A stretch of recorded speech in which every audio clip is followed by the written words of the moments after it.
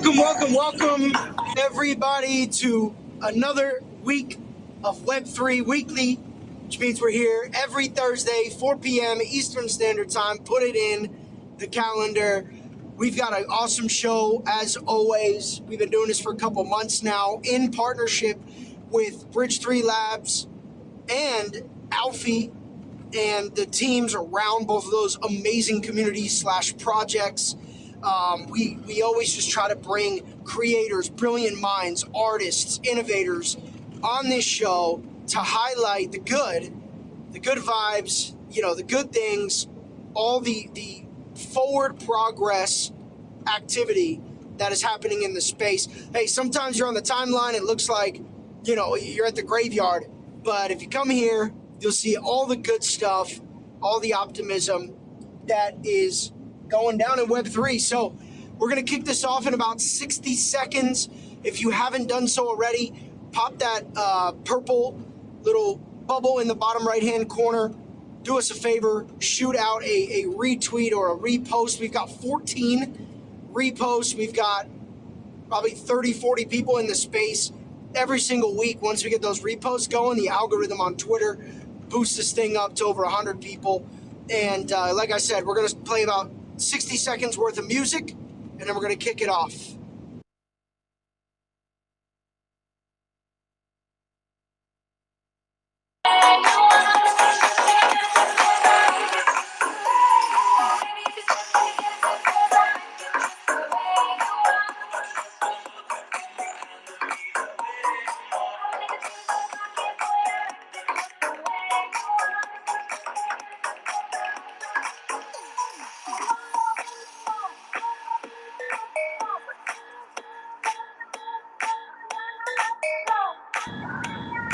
All right.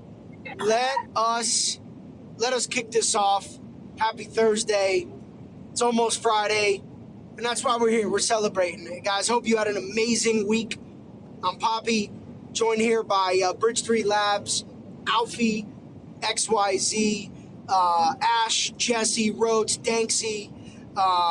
We've got a great friend of mine, one of my closest friends that I've met in Web3, Eco Boy.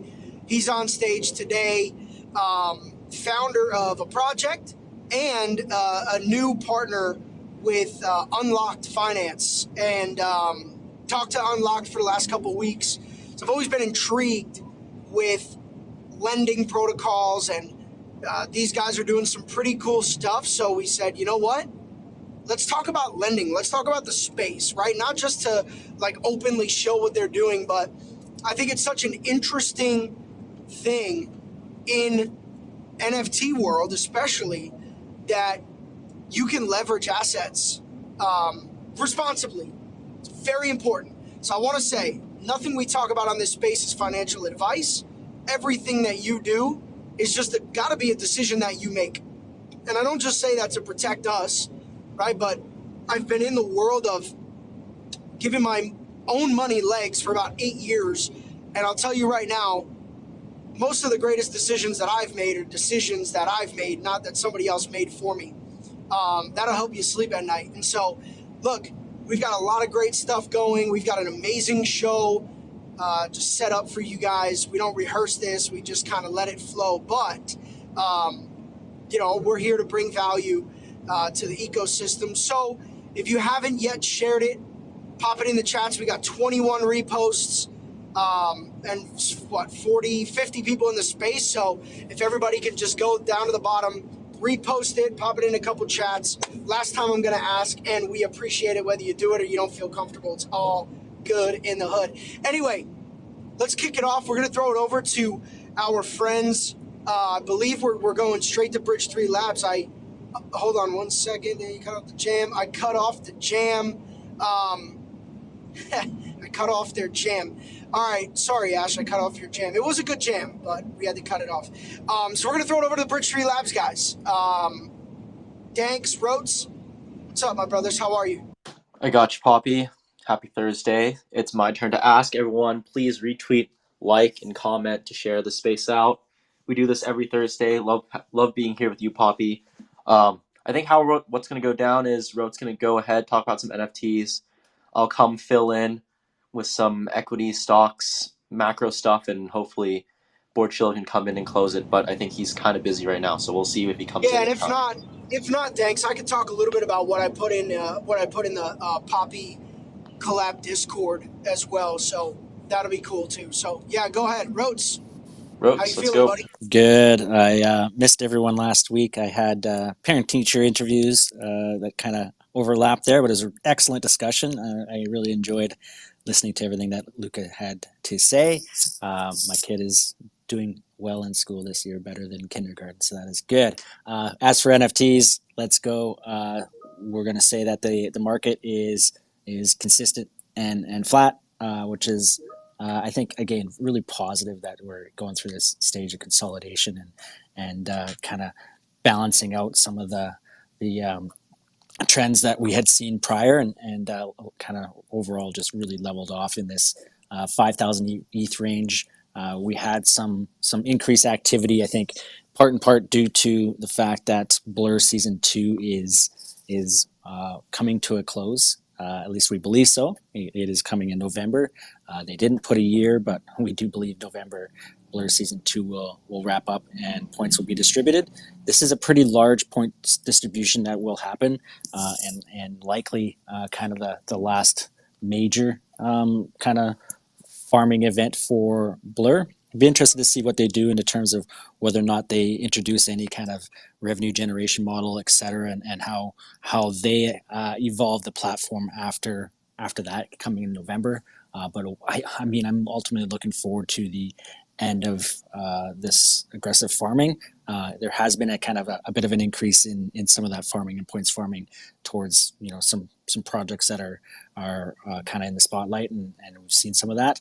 But we'll see where that goes.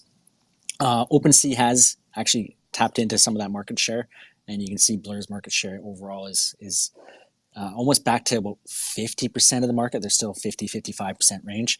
But OpenSea has been pushing with various forms of their platform there, and we still see a lot of the collections are performing on smaller collections are kind of first sold in OpenSea, and Blur is really the place where most buyers go for the main larger collections, and where I guess you can almost say some of the more seasoned traders. Now, the exception to that is art blocks and maybe something like Bright Moments, where the contract and the way it's displayed on the platform is a little bit more complex and hasn't been yet adopted into Blur. I would be really happy to see something like that happen, or a consolidation of our projects into one platform, as it is quite fragmented in terms of what you're looking for and where to find it. Daily unique NFT buyers, consistent in that 6K range.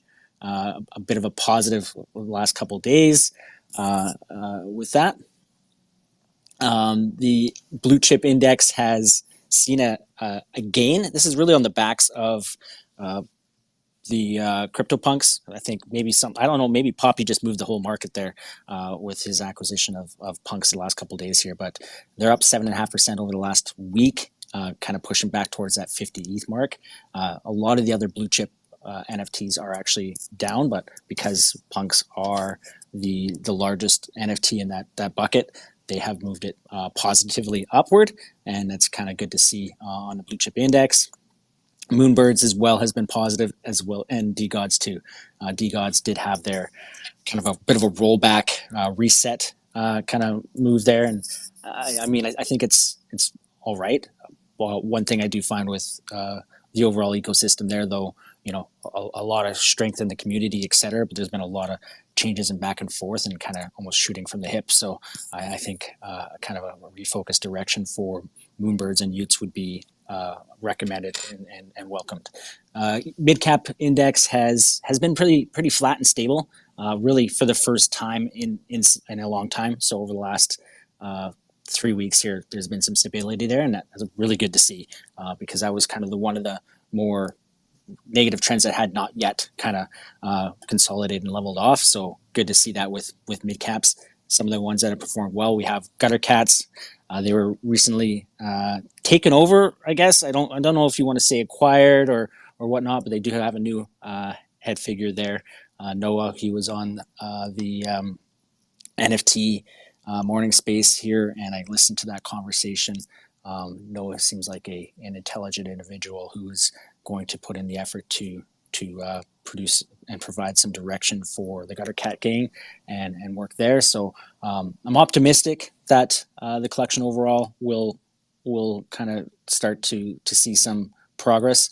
One of the concerns I have with Gutter Cat Gang is just the volume and fragmentation of the collections itself makes it a little bit harder for it to kind of see that individual strong collection.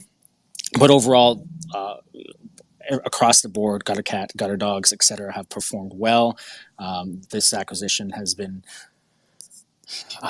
anticipated for quite some time, and so looking forward to see what they can do and deliver. And some interesting ideas there, things like trying to do, whether it's gutter clubs and things like that, where they have a little bit pockets of focus for the collection. That'll be interesting. Chimpers, number 2 on the week, performing well, and also see Killer Bears in there and Other Deeds doing well. Of course, you had that restructuring and layoffs and kind of a refocus. I think it's always good for NFT projects to continue to reevaluate, especially the large ones that are have been in this space where through the bull market and through kind of the really positive cycle of 2021 to reevaluate and I guess 2022 to reevaluate and making sure that they're focused on what's the priorities are and what's sustainable across the board there. And last bit of news that I didn't cover, let's see here. There's an AIP proposal for Ape Layer 2.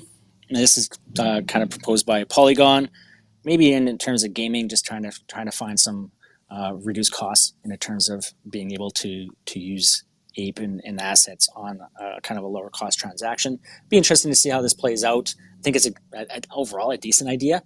So curious to see where it goes there. Rafik Anadol is the kind of main story of the day and the week. Continues to reveal the pieces there.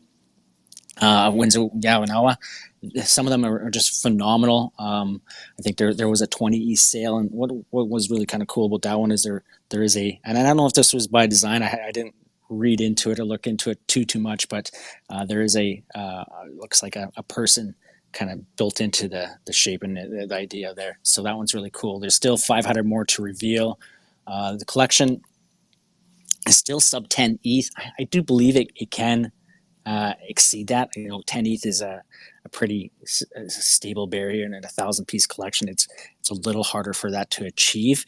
But I think Rafik has really captured the attention across the art space and in a larger appeal in what he's done. And of course, there's the MoMA acquisition or the MoMA gift, where he will be the piece that kind of first captured the attention for Rafik there. That was in the MoMA will remain there and has performed well in terms of capturing attention. Now, that is actually part of an NFT collection that he has already. That one has stills and multiple editions, etc. So that's why the prices are lower than Wenzo Yawanawa. That's all unique pieces.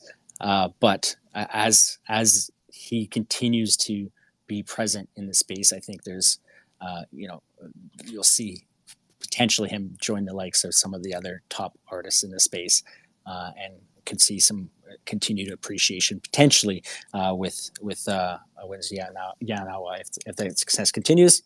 And then Phygital or RWAs or whatever you want to call them, but the crossover between cards and collectibles into the NFT space. One of the cases that I've always thought was probably the most likely for a larger mass adoption. It continues, and so Magic Eden has some Pokemon card drops that are occurring. This one will be really hard to get your hands on, lower cost, but because there's only 100 of them, they will sell fast. But this has already been going on with Courtyard, and will probably continue to go on. So some custodian is holding on to the physical items, and then the NFTs are trading and being able to be revealed and can be randomized, and it kind of introduces all the elements that we love, but also makes them much more tradable and more speculative in that respect. So that I think is going to continue to grow and be an interesting segment of the market. And then Spencer Ventures adds 100 more pudgies, and this comes from the 3AC. And I know last week we've seen that they was the discussion by Luca was that he's like, I don't have any major whales. Well, I think he does have one in Spencer Ventures, who's always been really big on pudgies and has acquired an additional 100, and really quite positive towards the project. Of course, the 3AC has many assets that they're moving out of, so be good to see where that continues to go. There was also the post our spaces. There was, I think, on the following day on Friday was the kind of the piece that was put out, so kind of about kind of some of Luca's past, but a lot of that was already out there. So I think since then that provided a brief dip and then a rebound, as a lot of that was again dispelled by Luca and his excellent transparency and communication. So that is my update. I see Chilla is here. Thanks everyone for joining, and look forward to the rest of the space.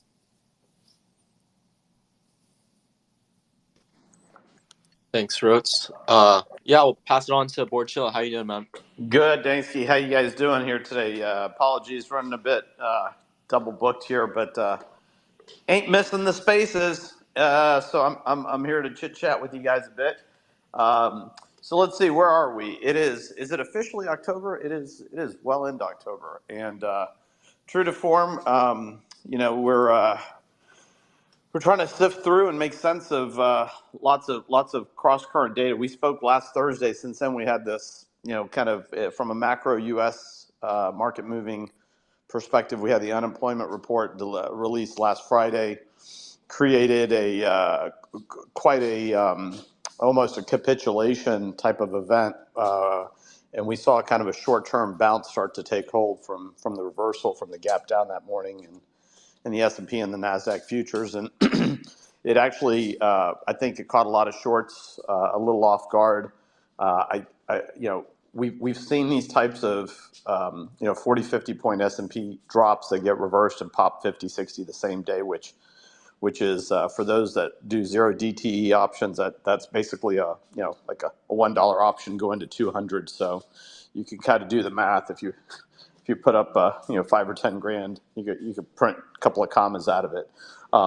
Not for the faint of heart, but what that did do was kick off kind of a week-long short covering rally, kind of, got the oversold conditions into, quite frankly, as of this morning, an overbought condition across all the indexes. You saw the NASDAQ bounce almost 7% in 4.5 trading sessions. You saw the S&P up about 5%.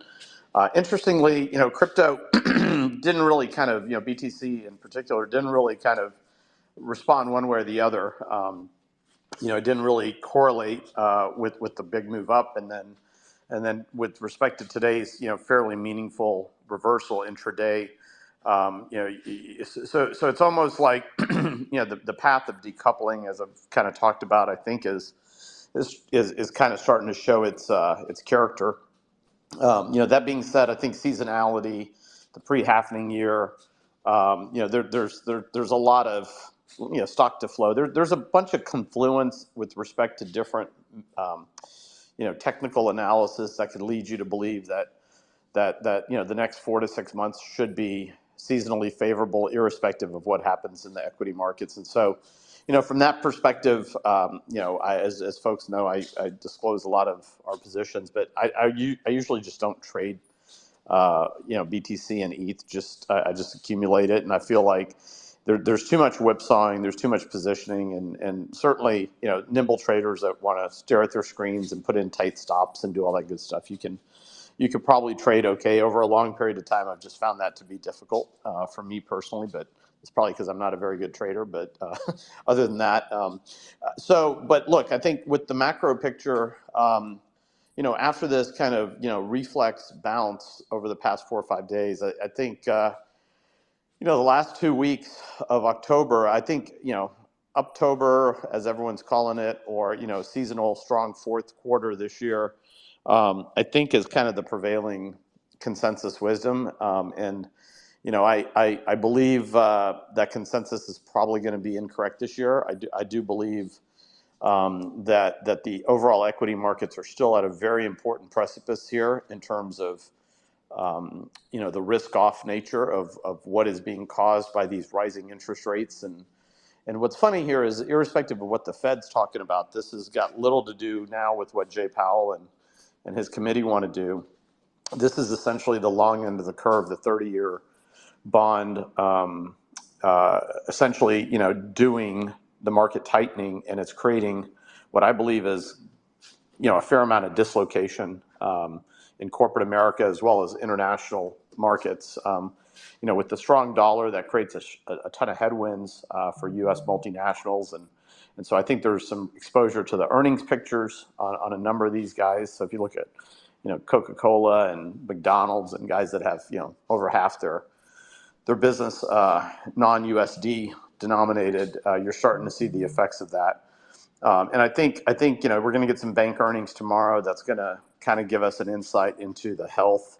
These are mostly tier one banks, so I don't think we're going to see any kind of regional bank crisis emerge out of tomorrow. But we're really going to start to see the first impacts of kind of the yield curve inversion and kind of the long end having massive paper losses for these banks, and what that looks like in terms of markdowns and how the street's going to interpret it. So I think, look, I've been pretty steadfast in saying that I don't think the markets are going to crash, quote unquote, but I do think a 5 to 10% very steep correction in a short period of time is there's a more than average probability that could occur. So we're kind of positioned for it. We're not married to any kind of position per se. So if the winds blow and the world's much more stable and we get through early part of November and we've made it through it, then it's probably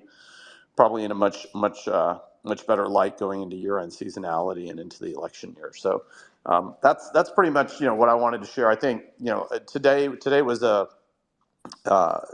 market was.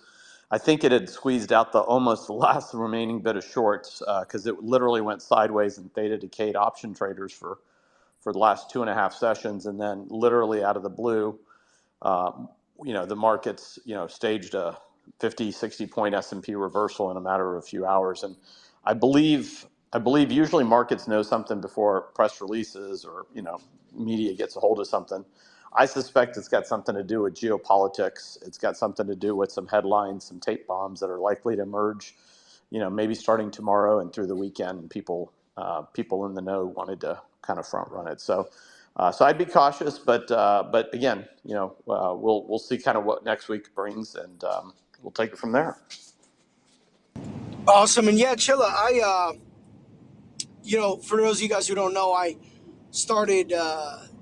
I joined Bridge3 Labs, specifically in the Discord. We have a special channel where I'm sharing some analysis, and my general consensus is that it looks like ETH has been overpowered by Bitcoin for quite some time. Number one, and that looks like it could be coming to a reversal, which is interesting. It's always interesting watching those two seesaw each other back and forth. Their dominance always flips, and it looks like an ETH flip is coming. It also, I share that same consensus with the markets falling a little bit. It looks like total market cap of crypto has some room to go down, maybe a 5 to 10% move. So hearing you say that actually kind of put some icing on the cake for at least my short-term lengthy bias on the daily and weekly in the crypto markets. But I don't think it'll be a bullish Q4. I think it'll be more of a neutral with a potential for a small downside, and then we'll see what happens going into the new year. But overall, still excited, and I share a lot of that same thought about accumulation and staying away from the short-term flips in BTC and ETH. I think you can do that in other markets a little more safe and secure. Crypto has always been more of a dollar cost average accumulation play for me anyway, which is why I got my second punk yesterday. So great stuff, Chilla, Danks, Rhodes, appreciate you guys.